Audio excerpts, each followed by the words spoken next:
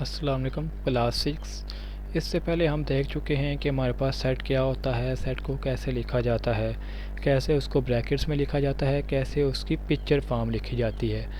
आज हम देखेंगे कि सेट्स के कुछ स्पेशल टाइप्स हैं हमारे पास, जिनमें फ़र्स्ट ऑफ़ ऑल हमारे पास होता है फाइनाइट सेट। फाइनाइट सेट क्या होता है? फाइनाइट सेट होता है जिस सेट के अंदर जो एलिमेंट्स दिए जाएँ, जो ऑब्जेक्ट्स दिए जाएँ, जो नंबर दिए जाएँ वो हम गिन सकते हों, जो कि फाइनाइट या लिमिटेड हों। जैसे कि numbers of days in a years, एक साल के अंदर कितने दिन होते हैं। हमें पता है कि 365 और 366, यानी कि हम इनको काउंट कर सकते हैं। Number of students in a school, एक स्कूल के अंदर कितने स्टूडेंट हैं हम ये काउंट कर सकते हैं। जो भी चीज़ काउंटेबल हो हम उसको फाइनाइट कहते हैं। एक और हम एग्जांपल ले लेते हैं। C is such that element of x, x is a square of number x less than 20। इसका मतलब ये है कि हम एक्स जो ले रहे हैं वो किसी नंबर का स्केयर है, लेकिन जो है वो 20 से लेस है।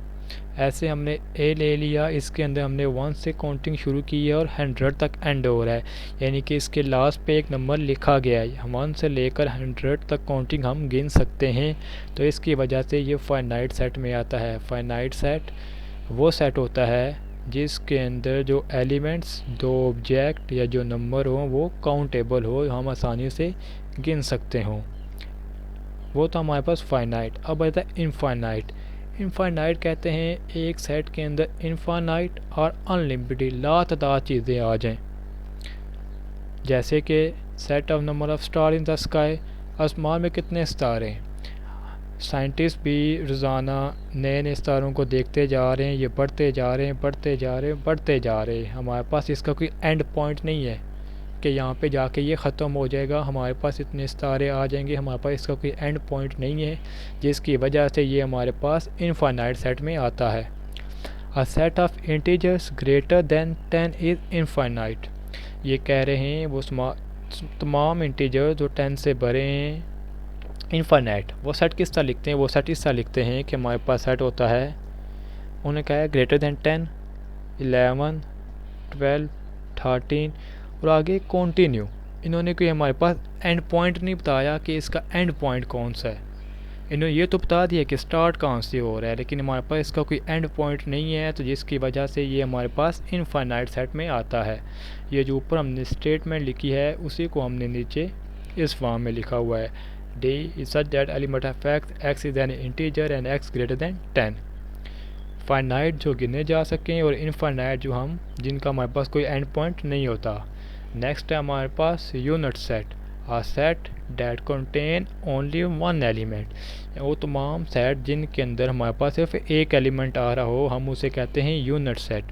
और यूनिट सेट का दूसरा नाम है सिंगलेटन सेट। एक एलिमेंट से क्या मुराद है? हमने सेट ए ले लिया, उसके अंदर हमने एक नंबर ले लिया, वो होता है 10।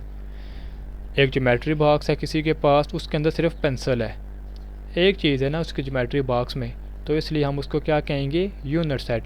वो तमाम सेट्स जिनके अंदर सिर्फ एक एलिमेंट आ रहा हो हम उन्हें कहते हैं यूनिट सेट, और यूनिट सेट का दूसरा नाम है सिंगलेटन सेट। नेक्स्ट है हमारे पास एम्प्टी सेट। एम्प्टी से आप क्या मुराद है? खाली, यानी जिसके अंदर कोई भी एलिमेंट ना आ रहा हो।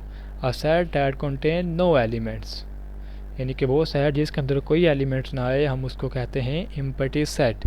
It is also called null set और वॉइड सेट, यानी इसके भी दो नाम हैं। जैसे यूनिट सेट का सिंगलेटन सेट था, ऐसे एम्प्टी सेट का दूसरा नाम नल सेट और वॉइड सेट है। हम इसको लिखते कैसे हैं? ब्रैकेट से लिखते हैं और इसके अंदर कोई एलिमेंट्स नहीं लिखते, या फिर सर्कल डाल के हम उसके ऊपर एक लाइन लगा देते हैं। इसको हम इन दो तरीक़ों से लिख सकते हैं। हमारे पास सेट ए है, इसके अंदर कोई एलिमेंट्स नहीं है। अब आप सोच रहे होंगे ऐसे कौन से सेट हो सकते हैं जो खाली है। हम जब एक्सरसाइज की तरफ जाएंगे तो उसमें आपको बताऊंगा कि एम्प्टी सेट हम किस तरह लिखते हैं और कौन कौन सी ऐसी हमारे पास स्टेटमेंट्स भी आएंगे सेट्स की जो कि एम्प्टी होंगी।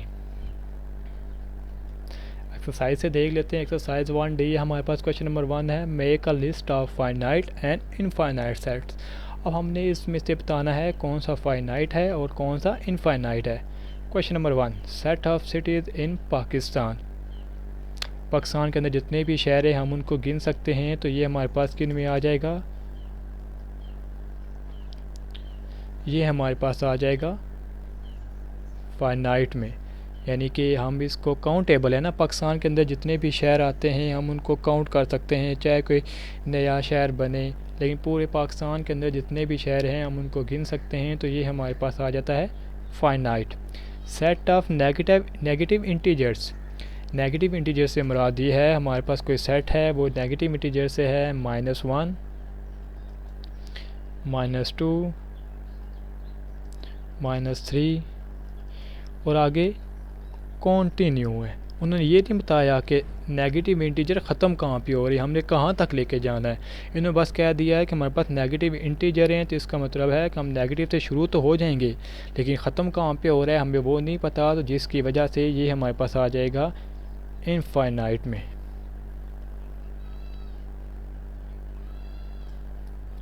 अब नेक्स्ट है set of vowels of the alphabets. Vowels हमारे पास होते हैं A, E, I, O, U, हमें पता चल गया। ये हमारे पास 5 डिजिट्स होते हैं, तो ये हमारे पास किस में आ जाएगा, फाइनाइट में। हम नेक्स्ट है set of whole numbers.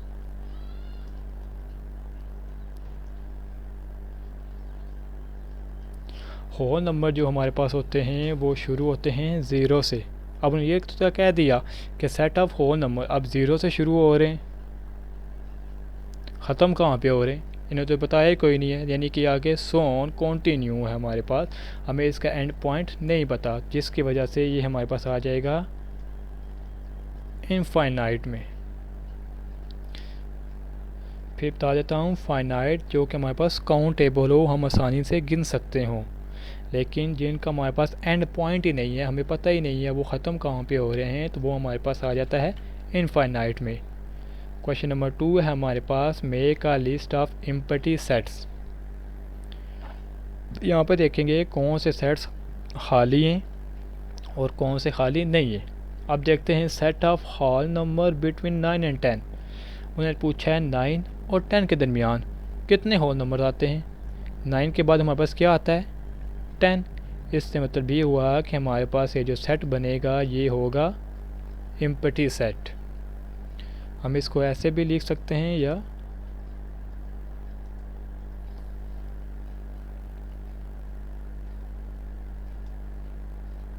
Set of even primes. Primes number वो होते हैं जिनके ऊपर सिर्फ उनका टेबल जाता हो, जैसे 2, 3, 5, 7, 11, 13 इस तरह के नंबर। अब उनका है इवन प्राइम नंबर, तो अब हमारे पास इवन प्राइम नंबर कौन सा होता है, इवन नंबर जिनके ऊपर 2 का टेबल जाए। तो यहाँ पे हमारे पास 2 तो आता है, 2 इवन भी हो गया और प्राइम भी हो गया और ये खाली भी नहीं है, तो ये नॉन एम्प्टी सेट में आ जाएगा हमारे पास। अब नेक्स्ट है set of 3 digits numbers greater than 1000। अब उन्होंने कहा है कि 3 नंबर्स 3 डिजिट से हमने कोई नंबर बनाना है जो 1000 से बड़ा हो, लेकिन 1000 तो खुद ही 4 डिजिट्स का है, तो इसके लिए हमारे पास कोई भी ऐसा नंबर नहीं है 3 डिजिट्स वाला जो 1000 से बड़ा हो, तो ये हमारे पास आ जाता है एम्प्टी।